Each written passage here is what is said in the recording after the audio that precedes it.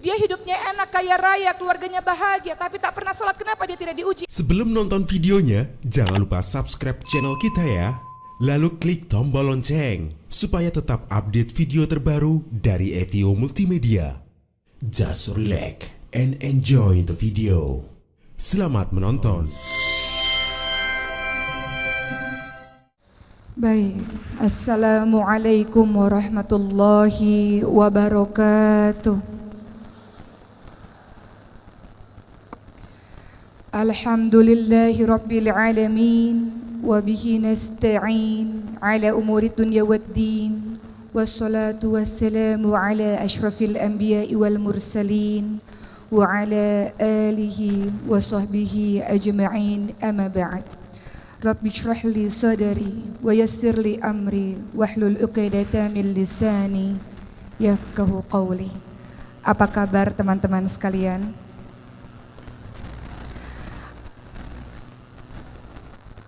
Masya Allah, apa kabar jiwanya pada hari ini? Apa kabar iman pada hari ini? Sudahkah terisi dengan membaca ayat suci Al-Quran di qiyamu lail malam atau di pagi hari tadi? Apakah sudah di-charge keimanannya dengan senantiasa banyak berinteraksi dengan Al-Quran di hari ini? Teman-teman sekalian, ada banyak kisah mengenai para sahabat-sahabat Nabi yang berhijrah di jalan Allah Subhanahu wa taala. Membicarakan mengenai hijrah, mungkin di kepala kita langsung teringat tentang kisahnya Umar bin Khattab radhiyallahu anhu. Mungkin teringat akan kisahnya Mus'ab bin Umair radhiyallahu anhu. Mungkin teringat akan kisahnya Sa'ad bin Abi Waqqas radhiyallahu anhu. Atau mungkin dengan sahabat-sahabat lain. Namun hari ini saya ingin menceritakan sebuah kisah seorang tokoh yang sangat menginspirasi kita dalam proses hijrahnya yang sangat luar biasa. Namanya adalah Abdurrahman bin Auf radhiyallahu anhu. Mengenal kata Abdurrahman bin Auf, yang ada di kepala kita adalah seorang konglomerat yang sangat kaya raya. Abdurrahman bin Auf lahir 10 tahun setelah kelahiran Rasulullah SAW dan termasuk di antara salah satu sahabat Rasul yang paling awal masuk ke dalam agama Islam atau kita kenal dengan nama As-Sabiqunal Awwalun. Bersamaan dengan sahabat-sahabat lainnya lewat tangan atau lewat dakwah dari Abu Bakar As-Siddiq radhiyallahu anhu. Beberapa orang yang termasuk dalam golongan As-Sabiqunal Awwalun atau yang termasuk golongan orang-orang yang pertama kali masuk Islam selain Abu Bakar As-Siddiq radhiyallahu anhu, selain Khadijah binti Khuwailid radhiyallahu anha, selain Ali bin Abi Thalib, selain Zaid bin Harithah, selain Ummu Aiman, juga sahabat-sahabat lain seperti Abdurrahman bin Auf, Talhah bin Ubaidillah, Sa'ad bin Abi Waqqas, Abu Ubaidah bin Jarrah, dan masih banyak lagi. Bagaimanakah kisah Abdurrahman bin Auf menginspirasi hidup kita teman-teman sekalian? Ketika beliau pada akhirnya memasuki agama Allah Subhanahu wa taala, berhijrahnya secara kafah, secara menyeluruh. Tidak berhijrah secara setengah-setengah. Tidak mengambil ini aku mau lakukan, ini aku tidak mau lakukan, tidak. Beliau berhijrah bersama dengan beberapa sahabat lainnya ke Habasyah, sampai kemudian beliau berhijrah menuju ke kota Yathrib, Madinah pada tanggal atau tahun 13 kenabian. Proses hijrah inilah yang menginspirasi hidup kita. Beliau kaya raya luar biasa. Harta kekayaan sangat banyak. Namun ketika beliau hendak menuju ke Yathrib Madinah, orang-orang kafir Quraisy menghadang Abdurrahman bin Auf dengan mengatakan, engkau boleh pergi untuk menuju ke Yathrib Madinah, tapi seluruh hartamu akan kami rampas. Atau engkau tinggal di kota Madinah, engkau tetap hidup dengan kekayaanmu yang berlimpah ruah. Maka tentu saja apa yang dikatakan oleh Abdurrahman bin Auf, tentu aku akan tetap pergi berhijrah walaupun aku menjadi jatuh miskin sekalipun. Hal ini juga ditanyakan kepada para keluarga dan istri dari Abdurrahman bin Auf. Kalau kalian mau menuju ke Madinah, kalian jatuh miskin, seluruh harta kami ambil. Tapi kalau kalian tetap berada di kota Mekah dengan agama lama kalian, kalian bisa hidup enak seperti ini.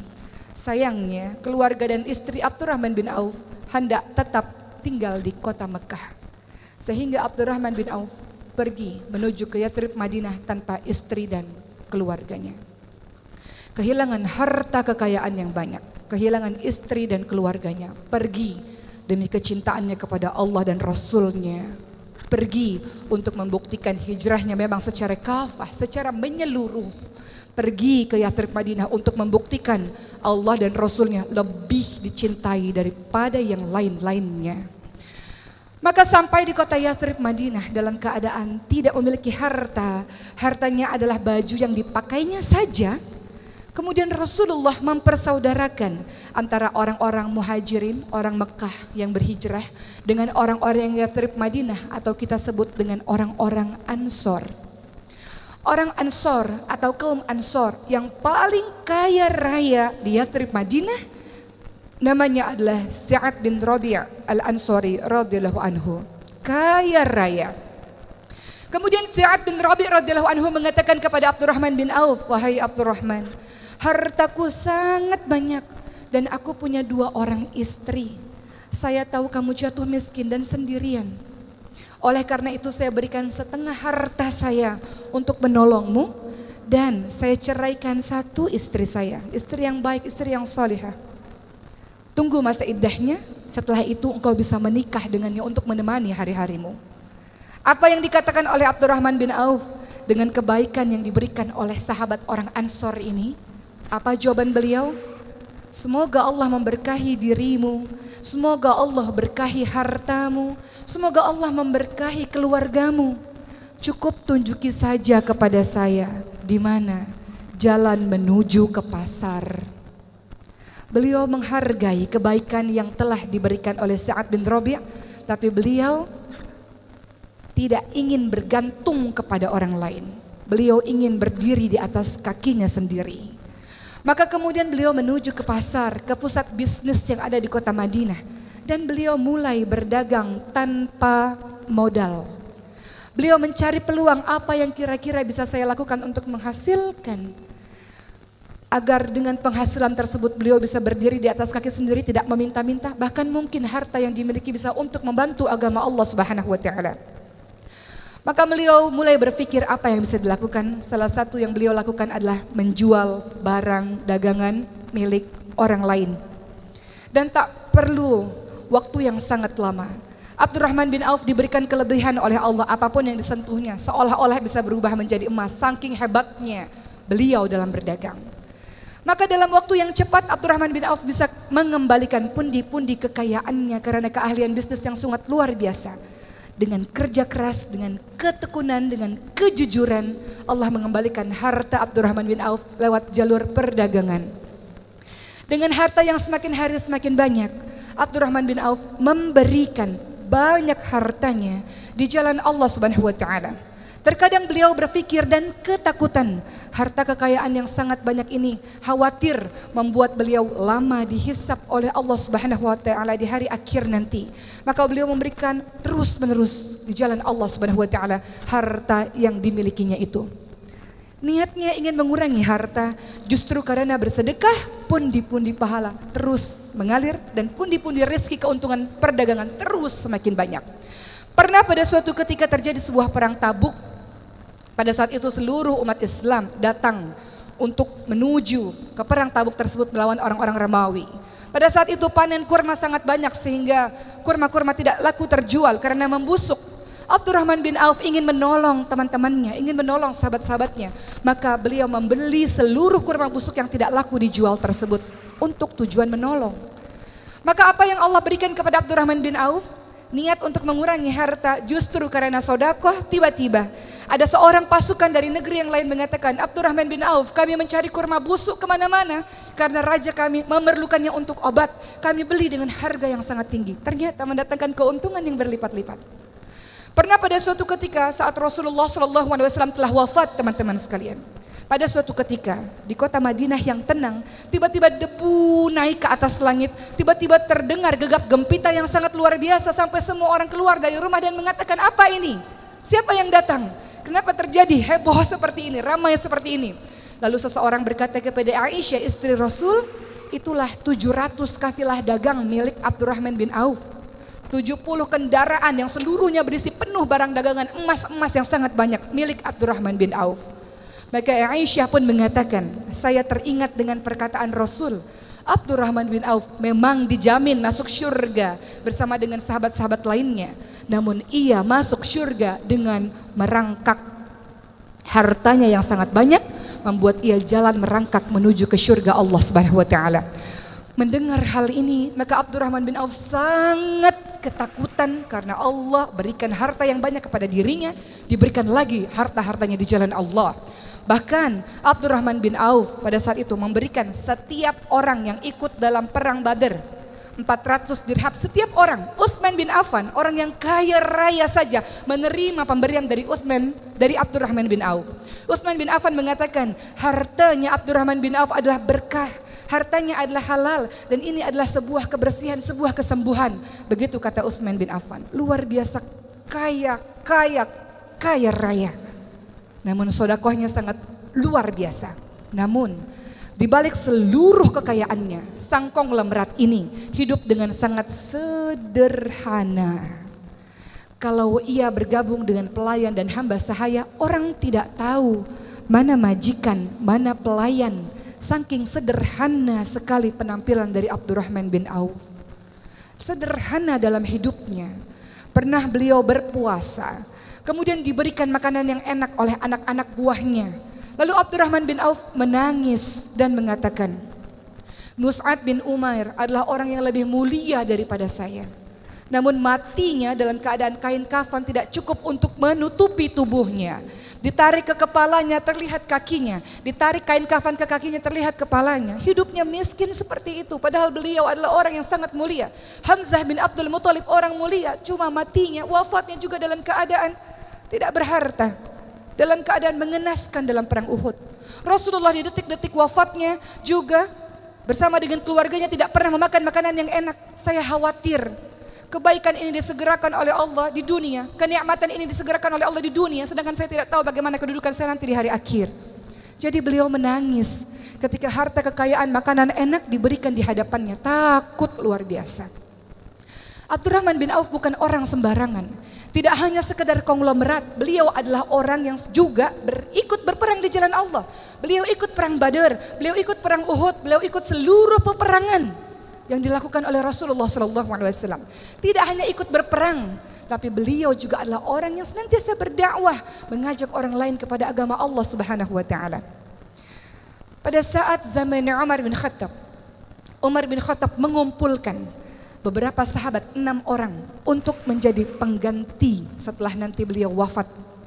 Salah satunya adalah Abdurrahman bin Auf, dan seluruh sahabat menunjuk Abdurrahman bin Auf yang paling layak menggantikan Umar bin Khattab. Apa kata Abdurrahman bin Auf? Saya mengundurkan diri untuk menjadi salah satu calon dari khalifah. Beliau tidak mau. Beliau merasa sahabat-sahabatnya jauh lebih mulia dibanding dengan dirinya, walau semua orang menunjuk kepada dirinya. Beliau mengundurkan diri, dan kemudian para sahabat mengangkatnya menjadi seorang hakim. Yang apabila Abdurrahman bin Auf menunjuk seseorang, maka para sahabat pun akan mengikuti perkataan dari Abdurrahman bin Auf. Maka Abdurrahman bin Auf menunjuk Utsman bin Affan untuk menjadi pengganti dari Umar bin Khattab, dan para sahabat pun setuju dengan pilihan sahabat yang mulia ini. Waktu terus berjalan sampai usia ke-75 tahun di detik-detik wafatnya. Aisyah datang kepada Abdurrahman bin Auf dan memberikan sebuah penawaran yang tidak pernah Aisyah katakan kepada sahabat yang lain. Wahai Abdurrahman, kalau engkau nanti kembali kepada Allah, jenazahmu akan dimakamkan bersebelahan dengan Rasulullah, bersebelahan dengan Abu Bakar, bersebelahan dengan Umar bin Khattab radhiyallahu anhu. Saking mulianya orang ini. Lalu Abdurrahman bin Auf mengatakan, tidak ya Aisyah, aku merasa tidak pantas disandingkan dengan sahabat-sahabat yang mulia. Biarkan aku dimakamkan bersebelahan dengan sahabatku Utsman bin Maz'um, sahabatku. Biarkan aku dimakamkan di tempat yang lain saja, tidak berdampingan dengan Rasulullah, Umar maupun Abu Bakar As-Siddiq radhiyallahu anhu. Dan beliau pun wafat dalam keadaan sebagai orang yang namanya dikenang sepanjang masa hingga hari ini. Abdurrahman bin Auf mungkin tidak sepopuler sahabat-sahabat lainnya, tapi begitulah kisah dahsyatnya yang terekam di dalam sejarah tinta emas, sejarah Islam yang luar biasa ini teman-teman sekalian. Dari kisah Abdurrahman bin Auf kita mendapatkan banyak pembelajaran yang kita refleksikan dalam kehidupan kita yang sekarang. Abdurrahman bin Auf berhijrah di jalan Allah Subhanahu wa taala, mengorbankan banyak hal. Ia jatuh miskin mulai dari nol, ia ditinggalkan keluarganya, luar biasa. Namun kokoh berdiri tegak untuk berhijrah menjadi orang yang lebih baik. Ia meninggalkan kampung halamannya, ia meninggalkan orang-orang yang dicintainya demi kecintaannya kepada Allah dan Rasulnya. Maka sepanjang hidup kita memang tugas kita adalah berhijrah. Kenapa? Karena diri kita dari hari ke hari harus menjadi diri yang lebih baik dari hari sebelumnya. Dan itu adalah hijrah. Minadz dzulumat ilan nur, dari kegelapan menuju kepada cahaya Allah. Minal jahiliyah ilal hidayah, dari kebodohan menuju kepada hidayah Allah Subhanahu wa taala. Dari malas menjadi semangat, dari bodoh menuju ilmu, dari dada yang sempit menuju dada yang lapang. Hijrah. Namun dalam setiap proses hijrah tidak mudah. Harga syurga sangat mahal. Tidak bisa dimasuki oleh orang-orang yang tidak terbukti pengorbanannya di jalan Allah Subhanahu wa taala. Perhatikan surah Al-Ankabut ayat 2. Ahasiban nasu ayyutraku ayyakulu amana wa hum la yuftanun. Apakah kamu semua mengira akan dibiarkan begitu saja ketika mengatakan saya beriman, saya berhijrah, saya jadi orang baik, saya mau menjadi orang yang lebih taat, sementara kamu semua tidak diuji. Begitu kata Allah. Maka Allah akan memberikan berbagai macam ujian di dalam kehidupan kita, dalam proses kita ingin jadi orang yang lebih baik. Walanabluwannakum bisyai'in minal khaufi wal ju'i wa naqsin minal amwali wal anfusi wath thamarat wa basyirus sabirin. Allah pasti akan menguji kalian semua dengan ketakutan, kata Allah. Dengan kelaparan, dengan kekurangan harta, kekurangan jiwa. Ada orang-orang yang kita cintai akan Allah ambil, cabut nyawanya untuk kita merasa kehilangan. Dan Allah akan uji dengan kekurangan buah-buahan. Bisa saja engkau berkebun kemudian engkau tidak panen, atau bertahun-tahun engkau menikah tidak dikaruniai buah hati. Ujian. Wabasyir sabirin, beritakan kabar gembira untuk orang-orang yang sabar. Sabar dalam proses hijrah ini. Sabar dibagi menjadi 3. Sabar dalam menghadapi ujian Allah, sabar dalam menghadapi meninggalkan kemaksiatan, dan sabar dalam melakukan kebaikan-kebaikan. Alladzina idza asabatu musibatun qalu inna lillahi wa inna ilaihi raji'un. Orang-orang yang sabar, orang-orang yang paham, semua yang ada pada dirimu bukan milikmu. Hartamu bukan milikmu, kehebatanmu, ilmumu bukan milikmu, Allah yang berikan kepadamu. Kesehatanmu bukan milikmu, Allah yang berikan kepadamu. Sewaktu-waktu Allah bisa ambil mendadak begitu saja, dan engkau harus siap. Inna lillahi wa inna ilaihi raji'un. Bahwa semuanya milikmu ya Allah. Engkau ambil sewaktu-waktu, kami siap ya Allah. Begitulah yang disebut sebagai orang-orang yang sabar. Abdurrahman bin Auf memahami hal ini. Bahwa semuanya adalah bukan miliknya. Keluarganya bukan miliknya, Allah ambil. Hartanya bukan miliknya, Allah ambil. Kehebatannya dalam berniaga bukan miliknya. Maka dia bersyukur dengan ilmu kekayaan yang dia miliki, dia berkontribusi menolong agama Allah. Karena dia tahu semua bukan miliknya, sewaktu-waktu Allah ambil, Allah bisa ambil.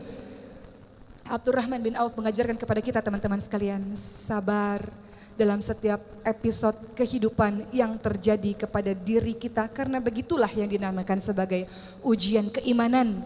Namun ingat, ujian bukan hal yang sedih-sedih saja. Perhatikan surah Al-Ankabut ayat 35, wahai manusia yang mengatakan kenapa dia tidak diuji? Dia hidupnya enak, kaya raya, keluarganya bahagia, tapi tak pernah sholat. Kenapa dia tidak diuji? Itu ujian teman-teman sekalian. Kullu nafsin dha'iqatul maut wa nabluukum bisyarri wal khairi fitnah wa ilainal turja'un. Semua yang bernyawa mati. Apa yang engkau sombongkan, engkau akan mati. Dan Allah akan mengujimu dengan keburukan, kesedihan, air mata, keterpurukan. Juga Allah akan mengujimu dengan kebaikan, kekayaan, kehebatan, popularitas, jabatan yang tinggi, posisi yang hebat di mata masyarakat. Dan hanya kepada Allah lah kamu sekalian kembali. Maka bagi siapapun yang menyangka dia enak hidupnya tidak pernah diuji, sementara dia tidak sholat tapi Allah berikan kebahagiaan, dia adalah mengalami yang dinamakan dengan istidraj. jebakan dari Allah Subhanahu wa taala. Allah beri banyak kenikmatan kepadanya, dia lupa kepada Allah, tak bersyukur kepada Allah, Allah balas nanti di hari akhir. La in syakartum la azidannakum wa la in kafartum inna adzabi lasyadid. Kalau bersyukur, ilmu yang engkau punya bersyukur, berikan kepada orang lain. Kehebatan yang engkau punya bersyukur, berikan kepada yang lain. Harta bertumpuk-tumpuk yang engkau punya bersyukur, sedekahkan kepada yang lain. Allah akan tambahkan nikmat. Kalau tak bersyukur, azab Allah pedih. Allah bisa ambil sewaktu-waktu darimu dengan begitu cepat. Tapi kalau bersyukur, Allah tambahkan nikmat. Begitulah teman-teman sekalian. Maka sabar dalam proses hijrah ini. Dan hijrah bisa istiqamah teman-teman sekalian. Ketika pertama, innamal a'malu binniyat. Engkau niatkan betul-betul karena Allah, bukan ikut-ikutan tren, bukan karena teman ikut kemudian kita ikut, bukan. Niatkan karena Allah. Imam Malik rahimahullah mengatakan, segala sesuatu yang engkau lakukan karena Allah akan berketerusan. Allah bantu dalam proses hijrahmu. Tapi segala sesuatu yang engkau lakukan bukan karena Allah, Allah bikin dia putus di tengah jalan. Maka minta sama Allah, ya Allah, apa yang aku lakukan niatkan betul-betul hanya karenamu ya Allah. Niat karena Allah. Kedua, cari teman-teman yang bisa membantumu menuju ke jalan Allah. Engkau boleh berteman dengan siapapun teman-teman sekalian, tapi engkau harus bersahabat dengan orang-orang yang membuatmu taat kepada Allah. Engkau lihat wajahnya saja engkau merasa semakin taat kepada Allah Subhanahu wa taala. Perumpamaan orang yang menjual minyak wangi, kata Rasul, siapapun yang berteman dengan penjual minyak wangi, kecipratan wanginya. Siapapun yang berteman dengan pandai besi, kecipratan baunya atau apinya. Seseorang tergantung dengan siapa dia bergaul. Seseorang akan bergantung dengan agama teman-temannya. Maka pilihlah teman-teman yang baik seperti Abdurrahman bin Auf, bergaul dengan Abu Bakar, bergaul dengan Uthman, bergaul dengan Arqam bin Abil Arqam. Ketiga, engkau bisa istiqamah dalam berhijrah kalau engkau terus menambah dirimu dengan ilmu. Yarfa'illahu alladhina amanu minkum waladhina utul ilma darajat. Al-Mujadilah ayat 11. Beriman, berilmu, belajar terus-menerus tentang agama Allah ini, Allah akan tinggikan engkau beberapa derajat teman-teman sekalian. Jadilah pribadi-pribadi yang berilmu, terus menuntut ilmu, terus baca buku, terus datang ke kajian-kajian keislaman supaya istiqamah. 4. Cara engkau istiqamah dalam proses hijrah ini teman-teman sekalian adalah berdoa. Rabbana la tuzigh qulubana ba'da idh hadaitana wa hab lana min ladunka rahmah innaka antal wahhab. Ya muqallibal qulub tsabbit qalbi ala dinik. Ya muqallibal qulub tsabbit qalbi ala taatik. Wahai Allah, jangan kembalikan kami ke dalam kehidupan kami yang penuh dengan kesesatan. Jangan condongkan hati kami kepada kebodohan di masa lalu. Jangan condongkan hati kami kepada kebodohan, keburukan, kezaliman di masa lalu. Setelah Engkau berikan petunjuk kepada kami, wahai Allah yang maha membolak-balikkan hati, tetapkan hati kami ya Allah atas keimanan kepadamu ya Allah. Berdoa teman-teman sekalian, karena kita tidak pernah tahu. Tidak ada yang bisa menjamin sesoleh-soleh orang bisa saja dia mati dalam keadaan su'ul khatimah. Maka berdoa kepada Allah, minta pertolongan kepada Allah, agar ketika engkau berhijrah dengan susah payah ini, ketika engkau tinggalkan apa-apa yang dibenci oleh Allah dengan susah payah ini, Allah jaga engkau dengan keistiqamahan hingga akhirnya Allah panggil engkau dengan kalimat, ya ayyuhan nafsul mutmainnah irji'i ila rabbiki radiyatan maradiyah fadkhuli fi ibadi wadkhuli jannati. Wahai hamba-hambaku, masuklah ke dalam golongan hamba-hambaku, masuklah ke dalam syurgaku. Wahai jiwa-jiwa yang tenang, Allah Subhanahu wa taala menginginkan agar jiwa-jiwa yang tenang kita ini, yang kita berharap termasuk dalam golongannya, dimasukkan ke dalam syurganya Allah Subhanahu wa taala. Allah ingin kita termasuk golongan hamba-hambanya yang dipanggil dengan kalimat wahai jiwa-jiwa yang tenang.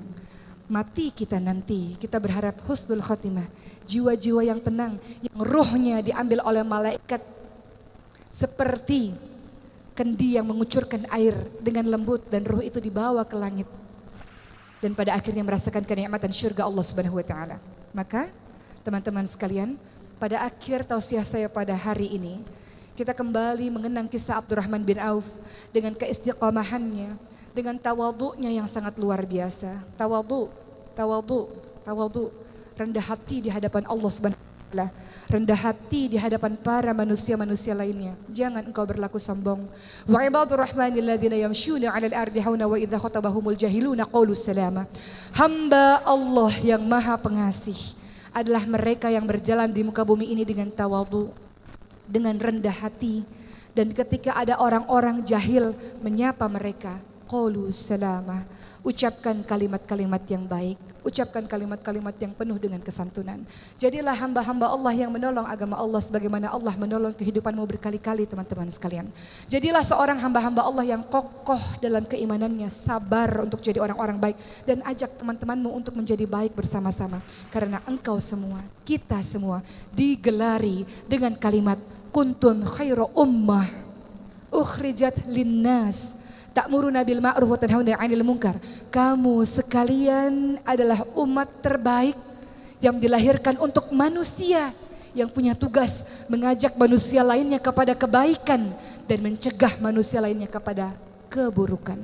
Selamat menjadi diri yang istiqamah, selamat menjadi diri yang sabar insyaallah, dan mudah-mudahan kita semua termasuk golongan hamba-hamba Allah yang masuk ke dalam syurganya Allah bersama para nabi, orang-orang yang siddiq dan orang-orang yang saleh insyaallah. Wabillahi taufiq wal hidayah. Wassalamualaikum warahmatullahi wabarakatuh.